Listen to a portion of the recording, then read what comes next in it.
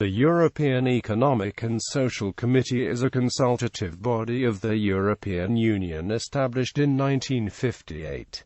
It is an advisory assembly composed of social partners, namely employers, employees and representatives of various other interests. Its seat, which it shares with the Committee of the Regions, is the Jacques Delors building on Belliardstraat, Rue Belliard 99 in Brussels. Once known by the acronym ECOSOC, the body is now referred to as the EESC, to avoid confusions with the United Nations ECOSOC role. It was established by the Treaty of Rome of 1957 in order to unite different economic interest groups to establish a single market. The creation of this committee gave them an institution to allow their voices to be heard by the European Commission, the Council and the European Parliament.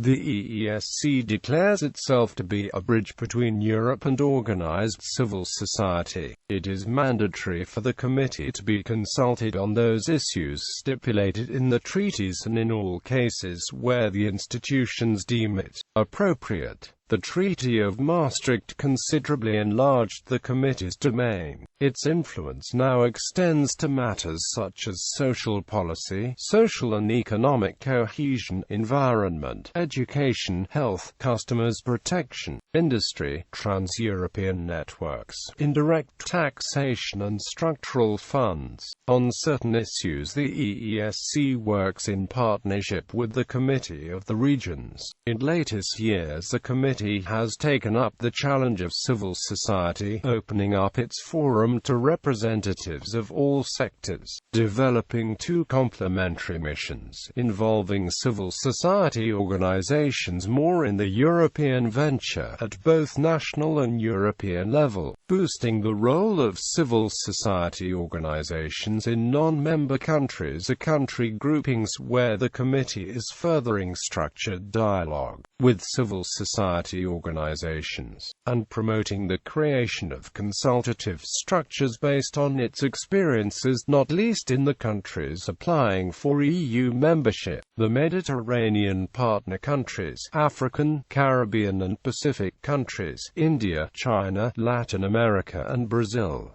Operation. As said, it is mandatory for the committee to be consulted on those issues stipulated in the treaties and in all cases where the institutions deem it appropriate. The EESC may also be consulted on an exploratory basis by one of the other institutions, and may issue opinions on its own initiative. And exploratory opinions often raise the awareness of decision-making bodies, and of the Commission in particular, about subjects which have hitherto barely attracted their attention, if at all. Exploratory opinions drawn up at the request of other institutions before the Commission has even drafted its proposals enable the various components of organized civil society represented within the EESC to express the expectations, concerns and needs of grassroots stakeholders. The committee adopts on average 170 opinions a year on a wide range of subjects concerning European integration. It therefore plays an active role in the processes of shaping community policies and preparing community decisions. Membership.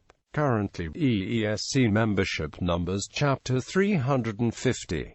The number of members per EU state varies according to the population of each state. Members of the EESC are divided into three groups of equal number: employers, employees and a third group of various other changing interests such as farmers, consumer groups, professional associations and so on. Members are appointed by the Council following nominations made by the government of the respective member state. However, once appointed, the members are completely independent of the governments.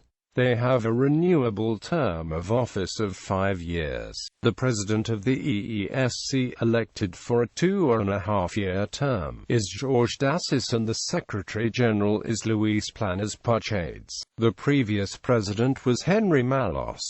Critique of the EESC.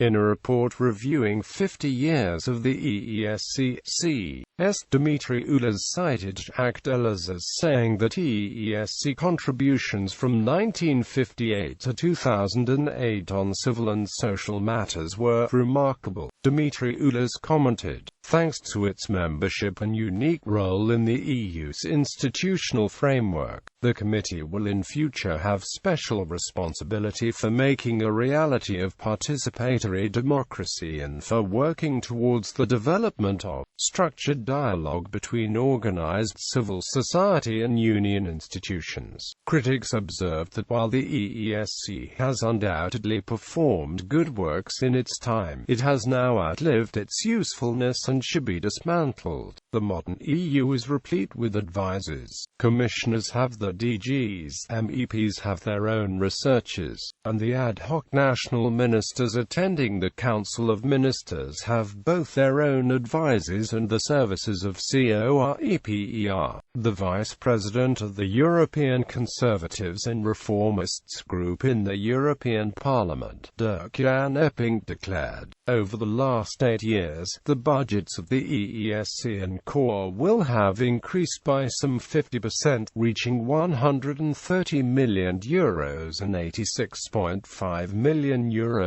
respectively. There are around 50 officials at each committee with a minimum salary of €123.890, and 6 officials at each committee earning over €180,000. He stated that there is no information on whether or how the CORE and the EESC opinions had influenced legislation, adding that neither committee had been successful in fulfilling its mandate to engage participation from citizens. The EESC has fought such criticism with arguments of its own. Staffan Nielsen said, "It's very strange that liberals, who also ask for transparency and for the development of society, would try to discuss the idea of cancelling the only body that is for people who are not politicians." Far from being sidelined as critics hoped, the EESC has been reinvigorated by the Lisbon Treaty, which has confirmed the EESC's role and influence. According to proponents of the EESC, indeed, significant prospects for the development of participatory democracy are opened through Article 11 of the new Treaty on the European Union, which lays the foundations for the future establishment of a genuine structured civil dialogue at European level alongside the political dialogue between the EU and its member states and the social dialogue with the social partners, thereby ensuring sustainable participation of organized civil society in the European political process. In this context, the EESC has a particular responsibility in bringing participatory democracy to life, in view of its membership and role, as laid down in the treaties, and in partnership with the other institutions. The committee's purpose is to be even more in the future the means of developing participatory democracy and civil dialogue at Union level.